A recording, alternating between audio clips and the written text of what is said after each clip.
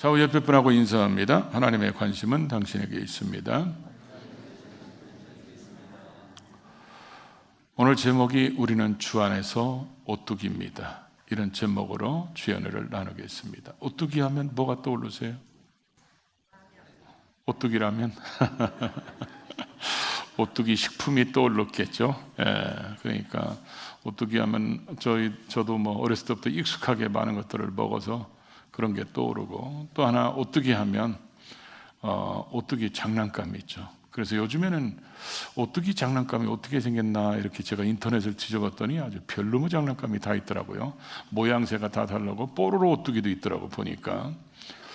근데 그 오뚜기를 보면 툭 치면 다시 제자리로 오고, 쓰러진 것 같은데 다시 제자리로 오고, 그래도 많은 사람들이 우리의 인생을 오뚜기라고 비교하고, 또 유행가 속에서도 오뚜기를 주제로 삼은 우리 인생을 비유한 유행가들도 보니까 몇 곡이 있더라고요. 성경은 오늘 말씀하기를 대저우이는 7번 넘어질지라도 다시 일어나려니와 이렇게 말씀하고 있습니다. 우리도 넘어질 일이 있고 악인도 넘어질 일이 있지만 그 결과가 다르다는 거예요. 의인들은 다시 일어날 수 있다고 하는데, 하나님께서 우리를 일으켜 주시기 때문에 그렇겠죠. 근데 7번이라는 것은 우리가 보통 숫자 세서의 7가지 이런 의미가 아니고, 이 히브리인들이 표현할 때는 어떤 일이 충만하게 채워지다, 가득 차다, 많아지다, 이런 숫자를 표현할 때 7이라는 숫자를 쓰기 때문에 수없이 많은 넘어짐, 쓰러짐, 좌절 이런 속에서도 다시 일어나게 한다는 것을 말씀하고 있는 것입니다. 예수님께서도 제자들에게 세상에서 너희가 환난을 당하나 담대하라, 내가 세상을 이기었노라 이렇게 말씀했는데, 예수님이 제자들한테 환난이 너희에게 오지 않을 것이다 이런 얘기 한 번도 하신 적이 없어요. 예수 믿고 나서 사람들이 많이 환난이 오면 갑자기 당황하죠. 왜 이런 일이 나한테 오지? 하나님이 지키신다고 그러는데, 하나님이 보호하신다고 그러는데 이게 하나님이 지키는 거야? 이러면서 하나님 앞에 원망 불평하는데, 성경 우리에게 환난이 온다고 말씀했고 우리는 이길 수 있다고 말씀하고 있다는 거죠. 오늘 본문에 있는 말씀을 보면서 의인은 7번 쓰러지고 넘어질지라도 다시 일어난다고 그랬는데, 이 말씀이 우리에게 위로가 되고 소망이 되고 우리의 삶 속에 그대로 이루어져서 우리의 신앙이 간증거리가 있는 신앙인들 될 수 있기를 주의 이름으로 축복합니다. 우리는 이 말씀을 보면서 먼저 이런 생각이 들어요. 왜 우리는 넘어지는 일이 많을까? 의인은 7번 넘어지면 왜 이렇게 우리에게 넘어지는 일이 많이 생길까? 제가 성경을 이렇게 설교를 준비하면서 묵상을 해봤어요. 왜 우리는 자꾸 넘어질까? 넘어지고 싶어서 넘어지려고 하는 사람은 하나도 없을 겁니다. 예수 그리스도를 통하여 그 핏값으로 구원받은 하나님의 자녀된 우리들은 말씀대로 살아야 되고 성결하게 살아야 되고 하나님의 뜻을 이루면서 살아야 되는 것은 모두 다 알고 있습니다. 그런데 왜 우리는 자꾸 넘어지고 쓰러질까요? 그런 이유들을 한번 쭉 치러봤더니 첫째가 뭐냐면 우리의 연약함 때문에 그렇습니다. 우리는 자꾸 연약해서 우리의 욕심을 이기지 못할 때가 있고, 이 욕심 때문에 수많은 유혹들에게 빠지고 시험거리들에게 빠질 때가 많습니다. 하나님께서 인정하신 그렇게 믿음이 좋다고는 다윗도 자다 일어나가지고 복구 목욕하는 밧세바를 보고 충동이 일어나서 결국 간음죄를 짓고 맙니다. 그건 다윗이 연약하기 때문에 그런 거예요. 우리의 연약함 때문에 우리는 수없이 많은 죄를 회개하고 또 짓고 회개하고 또 짓고 그렇게 반복해서 죄질 수 있다는 거죠. 또 하나의 이유는 왜 우리가 또 쓰러지고 넘어지냐, 이건 어쩌면 죄하고는 상관없다고 할 수 있음에도 불구하고 우리가 어떤 일을 결정할 때 지혜롭지 못하고 신중하지 못하고 기도하고 결정하지 않아서 우리의 잘못된 오판, 실수 이런 것 때문에 잘못된 사람을 만나거나 잘못된 투자를 하거나 잘못된 일을 행하게 되는 거죠. 그래서 힘들고 어려움에 빠질 수도 있다는 거죠. 또 하나는 우리가 하나님의 자녀로 하나님의 복을 누리는 것을 도저히 배 아파서 견딜 수 없는 사마귀들이 있죠. 사탄마귀, 귀신을 얘기합니다. 이것들이 우리를 그냥 놔두지를 않죠. 유혹을 해서 넘어지게 하든지 환난을 갖다 주든지 어떻게든지 하나님의 자녀로서 이 땅에서 그 사명을 감당하고 복을 누리지 못하도록 우리에게 갖은 방법으로 우리를 방해합니다. 또 하나가 있다면 이번에는 하나님이 주시는 것입니다. 하나님이 주시는 것은 우리가 크게 두 가지로 나눠볼 수 있어요. 하나는 하나님이 쓰시기에 불편해. 왜 그러냐면 믿음도 부족하고 잘 순종하지도 않고 이렇게 아멘도 잘 안 하고 이런 사람도 있을 수 있어요. 그래서 하나님이 훈련시키시는 거예요. 훈련시키는. 그래서 하나님이 우리를 훈련시키시는 것을 우리는 연단이라고 표현하는데, 이 연단이란 단어는 본래 재련이란 단어에서 나왔잖아요. 재련이 뭡니까? 금속을 뽑아낼 때 뜨거운 불 속에, 가마 속에 집어넣어서 그 금속을 추출해서 그 속에 또 불순물들을 잘 제거해서 순금을 만드는 것처럼 하나님이 우리에게 쓰시기에 불편한 것들, 그거를 하나님이 훈련시켜서 다 제거합니다. 이스라엘 백성들이 애굽에서 나올 때, 애굽에서 나오자마자 가나안 땅에 딱 갖다 놨다면 그 사람들은 절대로 하나님의 백성답게 살지 못했을 거예요. 그들은 노예의 근성 속에 살았고 우상 숭배의 그 속에서 살았고 하나님을 하나님으로 제대로 알지 못하고 살았던 그들에게 축복의 자리에 딱 갔다 오면 그들은 여전히 우상 숭배자로 살고 애굽의 습관, 그 근성에서 벗어나는 삶을 살지 못하기 때문에 하나님께서 그들을 신의 산으로 인도하고 말씀을 주시고 나중에 성막을 건축하고 해서 광야를 40년 동안 돌게 하시면서 철저하게 하나님 중심으로, 말씀 중심으로 사는 것을 훈련시키십니다. 그럼에도 불구하고 부족했죠. 그러니까 우리도 하나님께서 그래서 훈련시키시는 겁니다. 하나님이 쓰시는 그릇에 따라서 훈련의 강도도 다를 수도 있습니다. 또 하나 하나님께서 주시는 것 중에 또 하나는 뭐가 있냐면 하나님의 어떤 목적, 뜻, 계획, 요걸 이루려고 그 계획을 이루다 보니까 그 사람 속에 고난이 찾아오는 경우들이 있죠. 그게 바로 예수님입니다. 예수님은 자기 죄 때문에 고난당하는 게 아니잖아요. 자기 죄 때문에 사람들에게 조롱당하고 침뱉음당하고 십자가에 지는 것은 예수님이 자기 죄 때문에 그런 게 아니라 오직 우리의 죄 때문에 예수님이 대신 지시는데, 그것 때문에 이 땅에 오셔서 수많은 예수님은 사람들로 멸시 천대를 받으면서 그 고난을 겪으면서 우리를 위해서 십자가를 지셨기 때문에, 하나님의 계획에 의해서 오셨고 하나님의 계획대로 사셨기 때문에 다 이루었다 하시면서 그 고난을 겪으셨다는 거죠.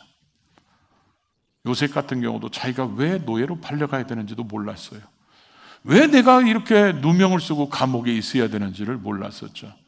나중에 보니까 이스라엘 백성들이 흉년 때 애굽으로 오게 해서 여기서 번창하려고 하는 하나님의 계획 때문에 요셉의 일생 동안 그런 고난이 왔지만 이 고난은 요셉의 죄 때문에 아니라 하나님의 계획 때문에 오는 것이죠. 이런 것들이 우리 속에 복잡하게 복합적으로 얽혀서 설켜서 우리에게 올 수 있습니다. 이걸 한마디로 얘기하면 이렇게 얘기할 수 있어요. 살아있기 때문에 오는 겁니다. 살아있기 때문에. 또 한마디로 얘기한다면 여기가 천국이 아니기 때문에 올 수 있습니다. 그래서 우리가 하나님 앞에 서는 그 순간까지 우리를 넘어뜨리게 하는 것, 넘어지려고 하는 것, 쓰러지게 하는 것, 우리를 주저앉게 하는 것, 절망 속에 살게 하는 그런 것들이 수없이 우리에게 다가오지만, 근데 성경 우리에게 딱 말씀합니다. 너희는 다시 일어설 수 있다. 이 얘기는 뭡니까? 우리에게 그렇게 넘어질 일들이 많이 있을지라도 다시 일으켜주시는 하나님은, 우리에 대한 하나님의 중심추는 딱 자리 잡고 있는 게 뭐냐? 사랑입니다. 그 하나님이 우리에 대한 그 사랑은 우리가 아직 죄인 되었을 때에 구원받을 만한 어떤 가치도 없을 그때에도 우리를 사랑하셔서 예수 그리스도를 보내시고 십자가에 못 박아 죽게 하심으로 내가 너희를 얼마나 사랑하는 줄 아느냐? 그 사랑에 대한 확증, 그 사랑에 대한 확실한 증거가 십자가의 사건인데, 그렇게 십자가에 가치를 투자해서 구원해 준 우리가 아직도 하나님의 마음을 기쁘게 해드리는 이런 삶을 살지 못할 때, 그래서 때로는 유혹이나 욕심 때문에 쓰러지고 넘어질지라도 그때도 여전히 하나님은 우리에 대한 사랑은 변치 않고 계시다는 겁니다. 그 하나님의 사랑은 사람의 사랑과 다르기 때문에 그의 사랑은 한이 없고 그의 사랑은 변치 않고 그의 사랑은 끝까지 하는 사랑이기 때문에 오늘 로마서 8장 37절은 이렇게 말씀합니다. 그러나 이 모든 일에 우리를 사랑하시는 이로 말미암아 우리가 어떻게 한다고요? 넉넉히 이긴다는 겁니다. 하나님의 사랑이 우리에게 변치 않기 때문에 그 사랑 때문에 우리가 이길 수 있고 일어날 수 있다고 성경은 말씀하고 있다는 거죠. 우리가 죄의 유혹에 넘어졌을 때도 여전히 하나님은 우리를 사랑하고 계시고, 쓰러지고 넘어졌을 때도 다시 다독이면서 일으켜 주시는 그 하나님의 사랑. 그래서 성경을 읽다 보면 여러분들은 그런 것들을 생각하면서 성경을 이렇게 줄치는지 모르겠어요. 하나님이 우리에 대한 자기의 사랑을 표현한 단어들이 있어요. 그게 뭐냐면 하나님의 손. 하나님의 손이 우리를 붙잡아 준다는 이 손이 나오는 단어들, 그리고 하나님의 귀, 우리의 그 간구함을 들어주시는 그 하나님의 귀, 또 우리의 모든 것을 다 알고 계신다는 것을 표현할 때 하나님의 눈, 그리고 때로는 우리를 업어주시고 안아주시고, 이런 표현들을 쓴 귀절이 성경에 얼마나 많습니까? 이게 우리에 대한 하나님의 사랑의 표현들이거든요. 그 하나님은 우리를 변함없이 사랑하시기 때문에 오늘 성경은 말씀합니다. 시편 34편 19절에 의인은 고난이 많으나 여호와께서 그의 모든 고난에서 건지시는도다. 시편 37편 24절에는 또 이렇게 고백하십니다. 그는 넘어지나 아주 엎드러지지 아니함은 여호와께서 그의 손으로 붙드심이로다. 아마 이거는 우리가 어렸을 때 많이 체험했을 거예요. 엄마 아버지 손잡고 막 갈 때 가다가 내 발에 내가 걸릴 수도 있고 뭐에 돌풀이에 걸리든지 여러 가지 장애물 때문에 넘어진 것 같은데 나중에 보니까 날아가는 거예요. 땅바닥에 떨어지지 않고. 왜 그럽니까? 엄마나 아빠가 손에 붙잡고 있으면 우리는 떨어지지 않고 분명히 넘어질 것 같았는데 다시 일어나게 된다는 거죠. 그래서 이사야서 41편 41장 10절에 보면 그 마지막 절에 이렇게 표현되어 있죠. 하나님께서 참으로 나의 오른손으로 너를 붙들어 주겠다. 이렇게 하나님이 말씀하고 계시다는 것입니다. 그래서 하나님이 우리를 붙잡아 주시면 죄의 약속에서 쓰러져 넘어져 있을 때라도 하나님이 우리를 붙잡아 주시는 것 때문에 이게 죄악 가운데 있는 것이고 죄 짓는 것이라는 것을 알고 성령님이 우리 가운데 단식하심으로 내가 이렇게 살면 안 되는데 그렇게 깨달아서 회개하고 돌이켜 돌아올 수 있도록 하시는 것도 하나님의 손길이 우리를 붙잡고 있기 때문에 그렇습니다. 우리가 사탄의 수없는 유혹들이나 시험에 빠져 있을지라도 그 사탄의 늪속에 헤매고 있을지라도 여전히 하나님은 손을 뻗으셔서 우리를 건져주시고 일으켜 주신다는 거죠. 때로는 하나님이 우리에게 더 큰 그릇 만들고 더 멋지게 쓰시려고 우리를 훈련시킬 때도 하나님 우리에게 감당할 수 있는 능력을 주시고 힘을 주셔서 하나님은 절대로 우리를 포기하지 않으시고 우리에 대한 하나님의 사랑은 절대로 변하지 않고 또 버리지 않고 포기하지 않고 외면하지 않는 그 사랑은 하나님 쪽에는 아무 문제가 없다는 거죠. 하나님 쪽에는 아무 문제가 없고 넘어지고 쓰러지는 일이 있을지라도 우리가 해야 될 일이 있다는 거죠. 그러니까 우리가 이렇게 넘어지고 쓰러질 때 우리 쪽에서 하나님은 변함없으신데 우리 쪽에서는 뭘 잘해야 될까? 그래서 제가 이 본문 말씀 가지고 계속 생각하다 이런 생각이 들었어요. 우리 쪽에서는 3가지를 잘하면 되겠다. 그래서 우리에게 수없이 오뚜기를 생각해 보십시오. 오뚜기는 그렇게 넘어져도 다시 일어나는 것은 그 중심에 무게추가 있기 때문에 그렇잖아요. 우리에게 수없이 환난 풍파가 오더라도 하나님이 우리에 대한 사랑은 틀림없어요. 근데 하나님이 다 해주는 게 아니에요. 우리 쪽에서 하나님의 돌보심에 반응이 필요해요. 이 반응의 첫째가 바로 뭐냐? 믿음이라는 거죠. 요한일서 우리가 성경 말씀을 한번 읽어볼까요? 요한일서 우리가 5장 4절에 보니까 무릇 하나님께로부터 난 자마다 세상을 이기느니라. 세상을 이기는 승리는 이것이니 우리의 믿음이니라. 믿음이란 게 뭡니까? 하나님과의 관계성입니다. 하나님이 어떤 분인가를 알고 이런 상황에 있을지라도 그분은 여전히 나를 사랑하고 계시고 내가 죄악 가운데 있을지라도 그분은 절대로 우리를 버리지 않고 하나님은 포기하지 않기 때문에 그런 하나님은 언제나 예수 그리스도를 통해서 나를 구원해 준 그 하나님은 변치 않는 사랑의 하나님이라는 것을 믿는 사람들은 이런 상황이 오면 뭐가 튀어나오냐면 기도가 나옵니다. 죄악 속에서도 기도가 나와서 회개로 바뀌어지기 시작하고 환난 속에서도 기도가 나와서 말씀대로 환난 날에 나를 부르라 내가 너를 건지리니 너가 나를 영화롭게 하리라는 것처럼 환난 속에서 기도가 나올 수 있는 사람이 누구냐? 하나님이 어떤 분인가를 알기 때문에 그게 나오는 거예요. 그거 안다는 것이 바로 믿음입니다.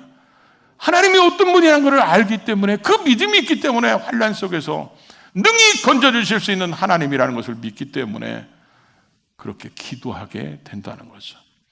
그래서 그 믿음의 무게추가 딱 자리 잡고 있으면 쓰러질 것 같아도 다시 일어나고 넘어진 것 같아도 다시 일어나게 된다는 거죠.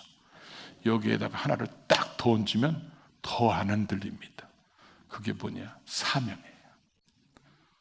이 사명은 아마 사도 바울의 예를 들으면 금방 더 와닿을 겁니다. 사도 바울이 주를 위해서 산다고 하면서 하나님의 일을 대적하고 그렇잖아요. 하나님의 일을 회방하는 사람이었어요. 그런 자기를 다메섹에서 만나서 이방인을 구원하기 위한 하나님의 택한 그릇이라는 것을 바울이 깨닫고 성령 충만 받았을 때 그는 자기 자신을 주님께 완전히 드리는 삶을 살았어요. 그의 삶 속에서 환난 풍파가 얼마나 많았는지 그가 자기 자신의 삶을 돌아보면서 사람들한테 얘기하는 간증을 보십시오. 강도의 위험과 강의 위험과 동족의 위험과 위험 계속 얘기합니다. 그러나서 죽고 굶주리고 헐벗고 매맞고 어떻게 보면 참 불쌍한 삶이라고 얘기할 수 있을 정도로 인간적으로 보면 그럼에도 불구하고 그의 삶을 보십시오. 감옥 속에 있어도 주님 때문에 감옥에 갇혔음에도 불구하고 원망 불평은 찾아볼 수 없습니다. 거기서도 찬송하고 기도하는 이 바울의 모습은 사명에 불타는 사람은 뭔가 다르다는 것을 우리에게 보여주고 있다는 거죠. 그런 바울이 예루살렘에 올라올 때 많은 사람들을 통해서 하나님이 예언하게 하시겠죠. 예루살렘에 올라가면 결박이 기다린다, 환난이 기다린다. 그래도 바울은 자기는 포기하지 않고 예루살렘에 올라오겠다고 얘기합니다. 그러면서 이렇게 고백합니다. 나의 달려갈 길과 주 예수께 받은 사명, 곧 하나님의 은혜의 복음을 증언하는 일은 그 일을 마치려 하면 나의 생명조차 조금도 귀한 것으로 여기지 아니하노라. 한마디로 이거죠. 목숨 걸었다는 겁니다. 자기 사명으로 해서 목숨 걸으니까 그런 쓰러질 것 같은데도 다시 일어나는 것. 남들이 보면 다 쓰러진 것 같은데 그래도 다시 일어나는 것은 그는 하나님에 대한 절대적인 믿음과 그 위에 자기의 사명이 불타고 있으니까 쓰러질래야 쓰러지지 않습니다. 그 다음에 또 하나 우리가 해야 될 일이 있어요. 그게 오늘 로마서 8장 28절의 말씀입니다. 우리가 알거니와 이 안다는 말은 체험적이고 경험적이라는 거예요. 체험적이고 경험적으로 하나님을 아는 사람, 하나님을 사랑하는 자, 곧 그의 뜻대로 부르심을 입은 자들에게는 모든 것이 합력하여 선을 이루느니라. 우리는 하나님의 섭리를 믿으면 우리에게 뭐가 생기냐면 인내가 생깁니다. 왜 이런 고난이 왔는지는 몰라. 왜 이런 아픔이 왔는지는 모르지만 하나님께서 나를 지켜보고 계시고 다 알고 계시고 다 보고 계시고 다 듣고 계신 하나님이 이런 아픔과 고난을 내게 허락하셨다면 거기에는 하나님의 뭔가 분명한 계획이 있을 것이다, 이런 하나님의 섭리를 믿으면 우리는 그걸 알 때까지 인내하면서 기다리는 거예요. 왜 자기가 노예로 팔렸는지 요셉은 몰랐어요. 자기가 왜 누명을 쓰고 감옥에 갔는지 몰랐어요. 나중에 7년, 6년이 딱 왔을 때, 자기 형제들이 곡식을 사러 왔을 때 그때 깨닫습니다. 하나님이 우리 형들은 나를 죽이려고 그랬지만 그것을 선으로 바꾸셔서 우리 가문을 살리려고 나를 먼저 보내셨구나. 하나님이 왜 이런 아픔과 고난을 주시는지, 왜 이런 넘어짐을 허락하시는지 모르지만 하나님은 분명히 뜻이 있다고 믿는 이 섭리는 우리를 하여금 인내하게 만들고 하나님의 때를 기다리게 만듭니다. 그래서 이런 것들 때문에 우리가 결국은 이겨나가게 된다는 거죠. 우리가 믿음으로 살 때 하나님은 절대로 나를 버리지 않고 반드시 나를 건져주시고 꼭 이기게 하시는 그런 믿음을 가지고 있으면 우리는 이기게 되는 거예요. 찬송가 가사에 이런 게 있죠. 믿음이 이기네, 믿음이 이기네, 주 예수를 믿음이 온 세상 이기. 박자 틀리다고 안 따라서 오시는 거예요? 믿음이 이긴다고 그러고, 사명이 있으면 주님 앞에 서는 그날까지 그 십자가를 지고 좁은 길을 가면서 이겨나가게 되고, 하나님의 섭리를 믿으면 내가 넘어진 것 같은데 거기에는 하나님께서 복으로 바꿔놓으시고, 내가 쓰러진 것 같은데 하나님이 그걸 내게 유익되게 만드시고, 내가 고꾸라진 것 같은데 거기에 보니까 새로운 길이 열려서 시편 기자의 고백처럼 고난당한 것이 내게 유익이라. 내가 이것으로 인하여 주의 율례, 주의 말씀을 배웠다. 전에는 내가 천천 금이나 은이 내 인생의 최고로 복인 줄 알았는데 고난당해 보니까 그게 복이 아니라 하나님의 말씀대로 사는 것이 최고 복이라는 것을 깨달았기 때문에 시편 기자는 고난이 내게 유익이었다고 고백하고 있다는 거죠. 자, 오뚜기를 다시 한번 생각해 봅시다. 오뚜기가 이렇게 있으면, 저희 어렸을 때는 그게 굉장히 크게 나왔어요. 길거리에 이렇게 있어가지고. 그럼 지나가다가 관이 한번 쳐요. 그럼 이게 일어나네? 그리고 두더지 잡는 것처럼 한번 또 치는 거예요. 그러면 이렇게 해도 일어나고 저렇게도 일어나고, 사탄이 와서 툭 칩니다. 마귀가 와서 툭 치고 귀신이 와서 툭 치고, 때로는 우리를 사람들이 와서 툭툭 칩니다. 때로는 경제적인 것들이 우리를 치기 시작하고, 때로는 질병으로 우리를 치기 시작합니다. 그럼에도 불구하고 하나님의 사랑은 우리에게 여전히 계속되고 있고, 그런 속에서 우리가 믿음의 그 줄을 딱 쥐고 거기에 우리가 사명을 가지고 살고 거기에 하나님의 섭리를 믿으면 절대로 우리는 쓰러지지 않습니다. 반드시 승리하게 될 줄로 믿습니다. 그 하나님이 말씀하시는 거예요. 대저우기는 7번 쓰러질지라도 다시 일어선다. 그게 저와 여러분의 간증이 될 수 있기를 주의 이름으로 축복합니다.